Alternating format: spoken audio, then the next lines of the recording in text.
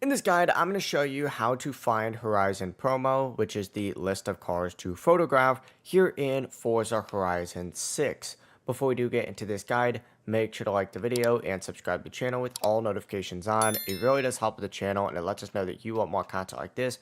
We'd greatly appreciate it, and if at any point throughout this guide you had any questions, ask them down in the comment section below and we could help you out further.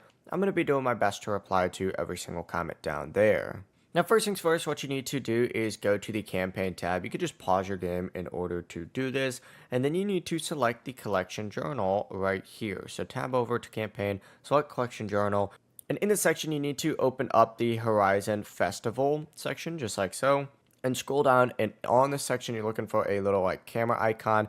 This is going to be the Horizon promo icon right here. So go ahead and select that.